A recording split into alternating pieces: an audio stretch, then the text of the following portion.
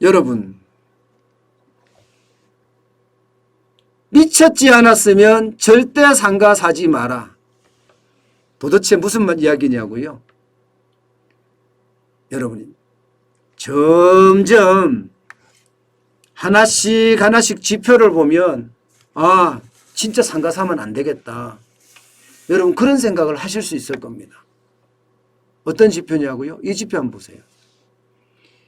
2045년까지 필요한 상가 면적입니다. 64만 7,290제곱미터입니다. 물론 서울입니다. 물론 서울이 2045년이에요. 예. 지금이 2021년이니까 지금으로부터 24년 후라는 거잖아요. 24년 후. 그런데 64만 7,290제곱미터라는 것, 24년 후가 되는 것, 이게 여러분 충격적인 수치라는 거예요. 무슨 얘기냐? 자, 이걸 한번 보세요. 2020년 아무리 지금 적어도 218만 550제곱미터입니다. 그런데 24년 후에는 64만 7,290제곱미터예요. 30% 수준으로 떨어집니다. 30% 수준으로. 야, 이거 여러분 충격 아닙니까? 24년 후라고 이야기는 하지만 어쨌든 지금 서울에 필요한 상가 공간은 218만 550제곱미터인데 2045년에는 62만 7,290제곱미터 30% 수준으로 떨어진다는 건 지금 상가 사지 말라는 이야기입니다. 상가 샀다가 완전히 그냥 썩게요. 개피 본다는 이야기입니다. 그런데 더 웃긴 거는요. 계속 줄어든다는 거예요. 여러분 보세요. 2025년에는요. 165만 5,246제곱미터입니다. 이것도 엄청 많이 떨어졌죠. 거의 35만에 50만 제곱미터가 넘게 떨어졌잖아요. 그죠? 50만 제곱미터가. 25년은 불과 얼마 안 남았어요. 얼마 안 남았습니다. 예.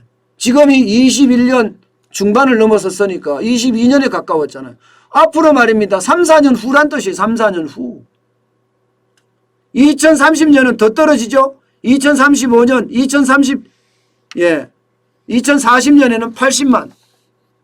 게다가 여러분 더 충격적인 거는요. 더 충격적인 거는 인구입니다. 인구. 서울의 인구입니다. 여러분 보세요. 이거. 2045년에 가면요.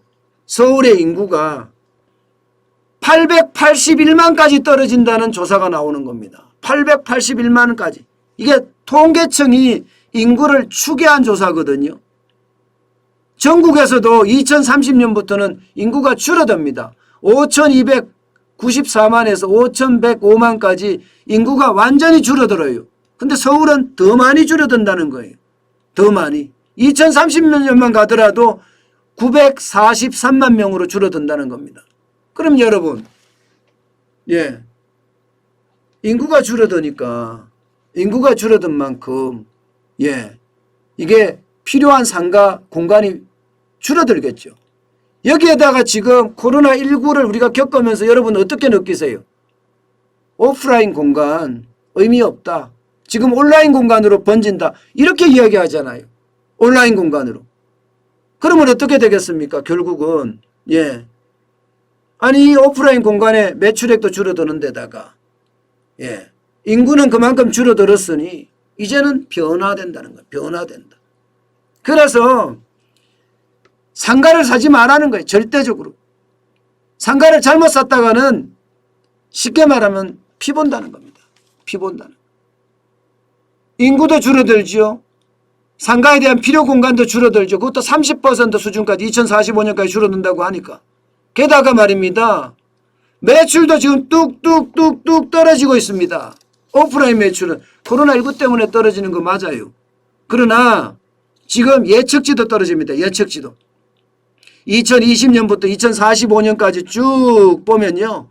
예측치도 소매 매출액이 2020년에는 19조 460억 원에서 2045년에는 9조입니다. 9조.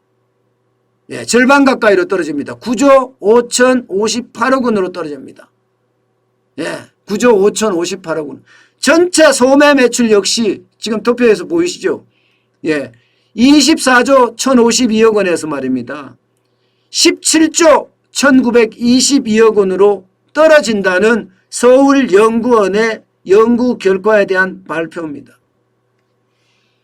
예, 결국 말입니다. 이게 인구가 줄어들고 포스트 코로나라고 하죠. 코로나 이후에 어떤 소비 문화가 변하고 오프라인에서 온라인으로 옮겨가면서 오프라인에 필요한 상가 공간은 그만큼 줄어든다는 이야기가 됩니다. 여러분, 어떤 전문가들은요, 지금 서울뿐만 아니라 전국이죠. 전국의 상가 공실률이 9.5%까지 늘어났어요. 예, 이게 말입니다. 상가 공실률이 안 줄어든다는 이렇게 이야기하는 사람들도 있어요. 안 줄어들 거라는. 포스트 코로나 이후에는 이미 세상이 바뀌었으니까 이제는 안 줄어들 거다. 오히려 말입니다. 규모가 큰 자영업자가 점점 늘어나고 규모가 작은 자영업자들은 이제는 설 자리가 점점 약해지지 않을까. 뭐 이런 전망도 합니다. 일반적으로 말입니다. 지금 자영업에 대한 전망은 규모를 키우든가 포스트 코로나 이후에는요. 중간은 힘든다. 오히려 배달 전문으로 온라인 전문으로 하든가 둘 중에 하나네요. 극과 극이죠.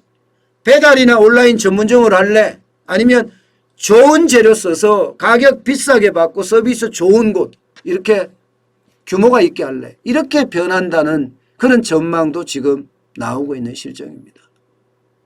제일 중요한 것은 여러분, 집합 건물의 상가는 절대 사지 마세요. 건물입니다. 지금 앞으로 서울연구원에서 지금 예측하는 것처럼 필요한 상가가 오프라인에 필요한 상가 이렇게 줄어드는데 집합 건물에 지금 나오는 것은 어쩌면 여러분 충격이에요. 더 충격적인 이야기. 이것은 여러분 투자에 대한 관심이 있다면 이것은 꼭 들어주세요. 꼭 들어주세요. 지금 제가 지금 할 겁니다. 지금 하는 말. 자, 2000년에서 2016년까지 과세대장, 그리고 2015년부터 2019년까지 건축물 대장, 이거를 바탕으로 상가 재고량을 조사를 했습니다. 상가 재고량을. 예, 2000년에는요 500만 제곱미터입니다. 500만 제곱미터. 500만 제곱미터. 엄청나죠? 여기에 비교해 보면 진짜 죄송합니다. 5천만 제곱미터예요. 5천만 제곱미터. 2020년에는요 8천만 제곱미터입니다. 8천만 제곱미터. 60%가량이 늘어났습니다. 60%가량이. 게다가 여러분 앞으로 공급도 굉장히 많이 일어날 거라 예상해요. 앞으로 공급도. 그러면 상가가 이렇게 늘어나고 지금도 과잉이라고 보이는데 과연 될까요? 지금 지표로 이야기하는 걸 보면요. 안 됩니다. 안 돼요. 그런데 너는 왜 왔다 갔다 하냐 또 이런 말씀 하시려고 그러죠. 넌 상가 건물 사라고 하지 않느냐. 좋은 입지에 있는 상가는요. 집합 건물도 괜찮아요. 그런데 그게 굉장히 드물다는 거죠. 굉장히 드물다는 거예요.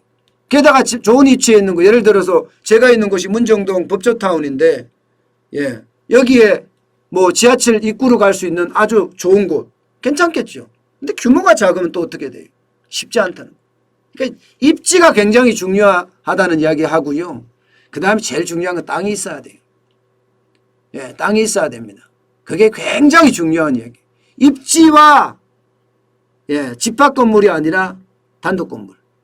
저는 그걸 선호합니다. 그래야 된다고 생각합니다. 그렇지 않고 집합 건물에 상가를 산다. 그냥 돈 버린다고 생각하시면 되지 않을까 싶어요. 게다가 이게 신규 단지에는요 상가가 활성화되는데 적게는 10년, 많게는 20년 걸립니다. 20년 걸려요. 상가 활성화 잘 안 됩니다. 진짜 어려워요. 그만큼 어려운 게 이 상가입니다. 그래서 저는 여러분들에게 웬만하면 상가하지 마라. 내가 꼭 사야 된다. 진짜 꼭 필요하다. 난 자영업을 하는데 상가를 하나 사서 해야 되겠다. 그러면 입지 좋은 곳 아니고는 하지 마세요. 입지가 좋은 곳. 그리고 기왕 하려면 단독 건물로. 단독 건물로. 입지가 좋은 곳. 저는 그렇게 여러분들에게 권해드리고 싶습니다. 그렇지 않으면 폭삭 망합니다. 진짜. 진짜 폭삭 망합니다. 그거 여러분들 반드시 생각해야 됩니다. 아셨죠?